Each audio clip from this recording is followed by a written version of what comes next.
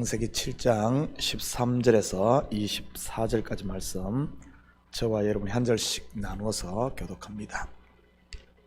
곧 그날에 노아와 그의 아들 셈, 함, 야벳과 노아의 아내와 세 며느리가 다 방주로 들어갔고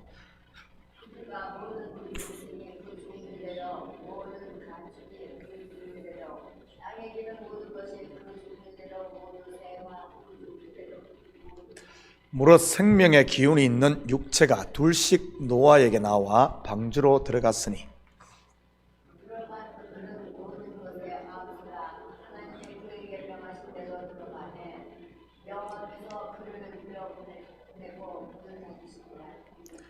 홍수가 땅에 40일 동안 계속된지라 물이 많아져 방주가 땅에서 떠올랐고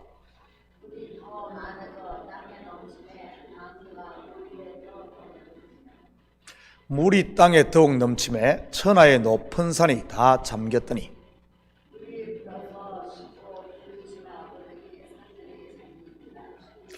땅 위에 움직이는 생물이 다 죽었으니 곧 새와 가축과 들짐승과 땅에 기는 모든 것과 모든 사람이라.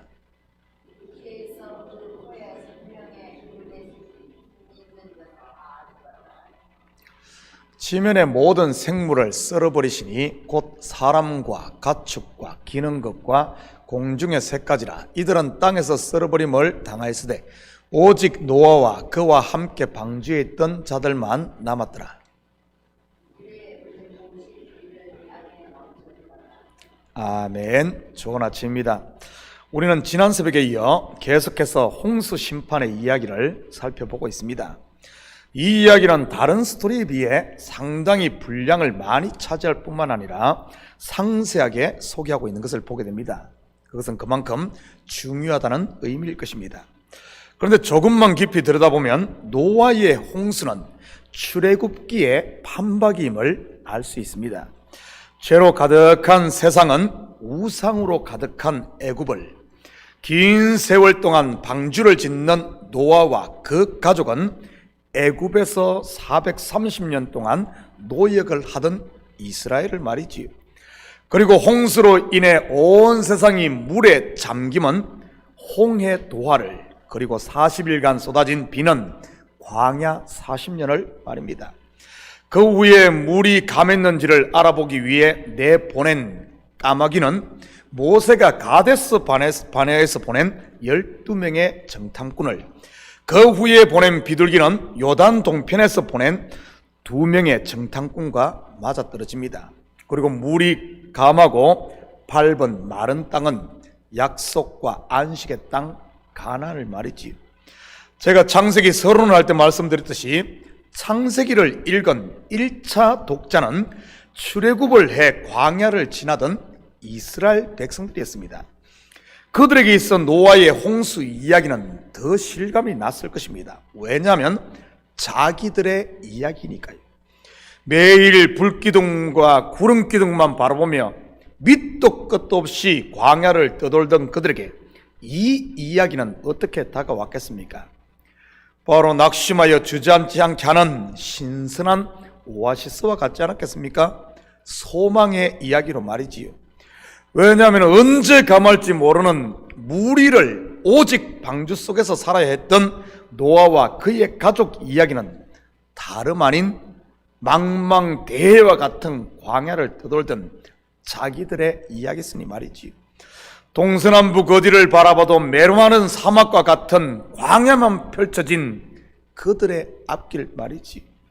노아의 가족과 방주에 탔던 생물들이 물이 감하여 방주에서 나올 날이 있듯 이스라엘 백성들에게도 약속의 땅을 밟을 날이 있음을 노아의 홍수 이야기를 통해 그들은 소망으로 바라보았던 것이지. 이것은 지금 우리에게도 마찬가지입니다. 우리가 지난 3년 동안 겪었던 코로나 팬데믹을 지날 때도, 교회에 닥친 시험과 어려움을 극복할 때도, 그리고 여러분 가정이나 직장에 있는 크고 작은 고난 가운데서도 같은 소망의 이야기인 겁니다. 이 노아의 홍수 이야기 말이지요. 요즘같이 힘들 때일수록 말씀 속에서 내일을 볼 수 있기를 축복합니다. 왜냐하면 우리가 겪는 현재의 고난은 장차 우리가 받을 복에 비하면 세 발의 피에 불과하니 말이지요. 오늘 읽은 본문 같이 봅니다. 15절 16절입니다. 무릇 생명의 기운이 있는 육체가 둘씩 노아에게 나와 방주로 들어갔으니 들어간 것들의 모든 것에 암수라. 하나님이 그에게 명하신 대로 들어가매 여호와께서 그를 들여보내고 문을 닫으시니라. 방주에 들어간 생물들을 보면 전부 쌍으로 들어간 것을 보게 됩니다. 구속 역사에서 이 쌍은 무엇을 의미하겠습니까? 바로 남자이신 그리스도와 그의 신부된 저와 여러분을 의미하는 것입니다. 그리스도를 주로 고백함으로 그와 하나 된 성도 말이지요. 또 이 쌍은 율법을 통해 죄인임을 알고 은혜의 옷으로 가리움을 받은 이 율법과 은혜, 이 쌍을 말하기도 합니다. 물론 예수와 함께 십자가에 죽고 그리스도와 함께 부활한 저와 여러분을 일컫는 말이지요. 아무튼 방주에는 홀로 들어갈 수 없다는 말입니다. 오직 둘이 하나 된 쌍만이 들어갈 수 있는 것입니다. 오직 믿음으로 그리고 은혜로 그리스도와 하나 된 바로 성도 말이지요. 그렇다고 이것을 게이나 레즈비언은 절대 구원받지 못한다 이렇게 확대 해석하지는 마시고요. 여러분은 지금 홀로 머리가 되어 있습니까? 아니면 그리스도가 머리인 교회로 그와 연합되어 있습니까? 바깥 어둠에서 홀로 이를 갈고 있습니까? 아니면 그리스도와 더불어 먹고 마시며 함께 즐거워하고 안식을 누리고 있습니까? 코로 호흡하는 모든 생물들이 들어있는 방주 안, 아마 똥냄새, 땀냄새, 온갖 동물들의 냄새로 지옥 같았을까요? 아니면은 은혜가 넘치는 천국 같았을까요? 하나님의 은혜를 입은 온갖 종류의 사람들이 다 모인 교회 공동체. 여러분에게 교회는 지옥입니까? 아니면은 말도 많고 탈도 많은 공동체라 할지라도 나를 사랑하시는 신랑이 있기에 그분 한 분만으로 만족을 하는 천국입니까? 옆에 있는 코끼리만 쳐다본다든지 옆에 기어다니는 뱀만 바라보지 마시고요. 혹시 냄새만 풍기는 스컹크가 옆에 있지는 않습니까? 출애굽한 이스라엘이 구름기둥과 불기둥만을 바라보고 따라갔듯 오직 예수님만 바라보며 교회 공동체 안에서 하나님 나라를 누릴 수 있기를 축복합니다. 어려울 때일수록 말씀과 기도에 전념함으로 말이지요. 그들이 다 방주에로 들어가자 여호와께서 방주의 문을 닫았습니다. 출애굽기에도 같은 그림이 나옵니다. 한번 볼까요? 출애굽기 14장 27절 28절입니다. 모세가 곧 손을 바다 위로 내밀매 새벽이 되어 바다의 힘이 회복된지라 애굽 사람들이 물을 거슬러 도망하나 여호와께서 애굽 사람들을 바다 가운데 엎으시니 물이 다시 흘러 병거들과 기병들을 덮되 그들의 뒤를 따라 바다에 들어간 바로의 군대를 다 덮으니 하나도 남지 아니하였더라. 하나님께서 바다의 문을 닫은 것이지요. 애굽의 군대라는 바닷물이 들어오지 못하게 말입니다. 그리고 방주에 탄 하나님의 이 백성이 다시 애굽으로 돌아가지 못하게 말이지요. 물로 나가지 못하게 말입니다. 열렸던 홍해가 닫혔기에 광야를 지나던 이스라엘 백성들이 애굽으로 돌아가려고 난리를 쳐도 돌아갈 수 없었던 것 아니겠습니까? 아마 홍해가 그대로 열려 있었으면은 글로 돌아간 사람도 있을지 모르겠습니다.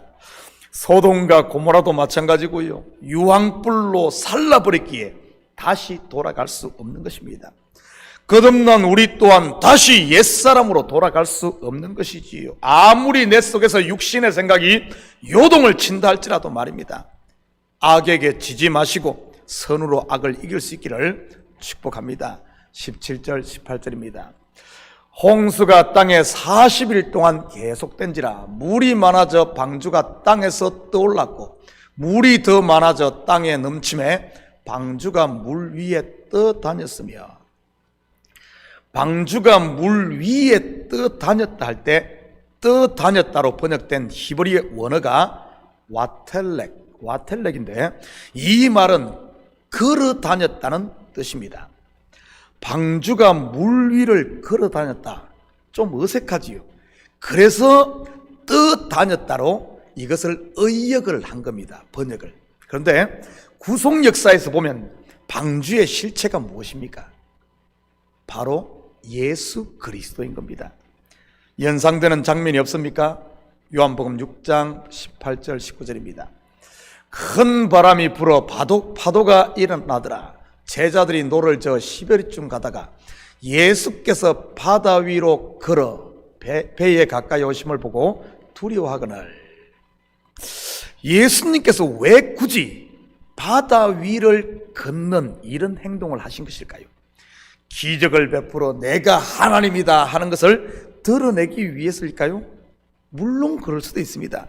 그런데 혹시 창세기 노아의 홍수 이야기가 방주가 물 위를 걸어 다녔다는 이 노아의 홍수 이야기가 바로 나를 가리켜 한 것임을 제자들에게 가리키고자 한 것은 아닐까요? 방주가 물 위에 떠다녔고 예수님께로 물 위를 걸었다면 우리 또한 그래야 한다는 말이기도 하지요. 바다는 세상을 상징합니다. 성도는 세상에 빠져 허우적거리며 육신의 소욕에 빠져 허우적거리며 욕망을 쫓아 시기와 질투를 쫓아 살지 않고 세상 위를 걸어다니는 그런 것들은 다 십자가에 못 박고 은혜와 평강과 감사와 시와 찬미를 부르는 세상 위를 걸어다니는 나그네로 사는 것 말이지. 또한 바다는 먹음직도 하고 보암직도 하고 지혜롭게 할 만큼 탐스럽게 한 우리 속에 남아있는 육신의 소욕을 말하기도 합니다. 성도는 육신에게 져서 자기 욕망의 노예가 되어서는 안 된다는 그런 말이기도 하지요. 로마서 8장 12절에서 14절입니다. 그러므로 형제들아 우리가 빚진 자로 돼 육신에게 져서 육신대로 살 것이 아니니라. 너희가 육신대로 살면 반드시 죽을 것이로되 영으로서 몸의 행실을 죽이면 살리니 무릇 하나님의 영으로 인도함을 받는 사람은 곧 하나님의 아들이라. 육신으로 산다는 말이 무엇이겠습니까? 갈라디아에서 말한 분쟁과 시기, 분냄, 당짓는 것과 분열, 투기와 술 취함과 방탕 같은 것 아니겠습니까? 여러분의 마음을 한번 점검해 보시기 바랍니다. 요동치는 세상 바다에 빠져서 지금 허적거리고 있는지 아니면 잔잔한 유리바닷가에서 찬양하고 감사하고 있는지 말이지요. 19절 20절입니다. 물이 땅에 더욱 넘침에 천하의 높은 산이 다 잠겼더니 물이 불어서 15규빗이나 오르니 산들이 잠긴지라. 천하의 높은 산이 무엇입니까? 백두산을 말하는 것일까요? 아니면 세계에서 가장 높은 에베레스트 산을 말하는 것일까요? 물론 성경을 겉으로만 보면 그렇게 보입니다. 그런데 조금만 더 깊이 들여다볼까요? 그렇다면 성경에서 산이 상징하는 것이 무엇입니까? 구약에 나오는 대표적인 산이 뭐죠? 신의 산, 율법을 받은 신의 산. 그렇다면 신약에서는요, 예루살렘이 있는 나지막한 시온산입니다. 신의 산과 시온산, 바로 율법과 진리, 곧 은혜를 말하는 것이지요. 결국 물에 심판받아 잠긴 높은 산은 바로 율법, 곧 율법의 저주를 말하는 것입니다. 높게 쌓은 높은 산 바벨탑이 무너지는 것이요, 율법의 저주가 예수 그리스도의 십자가로 풀리는 것을 말하는 것입니다. 율법이 드러낸 죄, 그 죄의 값을 죽음, 그 죽음의 값을 친히 하나님의 아들이 십자가에서 지불하는 것 말이지요. 바로 심판받는 것입니다. 이 산은 또한 율법에서 난 자기 의로 쌓았던 교만의 산을 말하는 것이기도 합니다. 이것은 또한 에덴 동산의 이야기이기도 한 것이지요. 하나님과 같이 되겠다고 아담과 하와가 따먹은 선악과 말입니다. 22절입니다. 육지에 있어 그 코에 생명의 기운에 숨이 있는 것은 다 죽었더라. 한마디로 벌거벗은 자로 드러났다는 그런 말입니다. 그렇다면 이제 남은 게 무엇이겠습니까?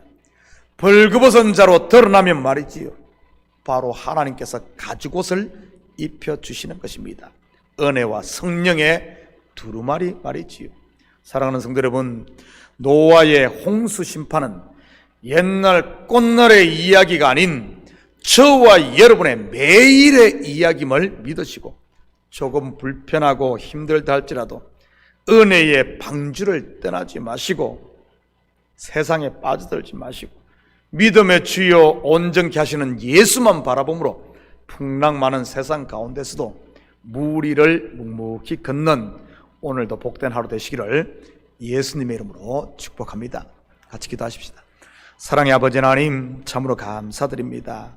저희를 아버지 하나님, 예수 그리스도의 방주의 아버지 하나님 밀어넣으시고 문을 닫으신 하나님, 아버지 하나님, 비록 우리의 삶이 방주 안처럼 때로는 좁고 때로는 냄새나고 때로는 아버지 한 불편하다 할지라도 믿음의 주여 온전케 하시는 예수만 바라봄으로 말미암아 우리가 선 이 자리가 천국임을 알게 하시고 우리가 함께하는 교회 공동체가 하나님 나라임을 알아 이 가운데 아버지 하나님 주님의 주신 은혜를 누리며 감사하며 찬양하며 서로 돌보며 위로하며 소망 가운데 살아가는 저희들 되게 도와주시옵소서. 오늘 하루도 주께서 아버지 하나님 우리에게 주신 보내신 곳 삶의 현장이 하나님 나라임을 알아 불평과 불만보다는 아버지 하나님 그리스도를 자랑하며 감사하며 기도하는 마음으로 사는 저희들 될 줄 믿사오며 이 모든 말씀 예수님의 이름으로 기도드립니다. 아멘.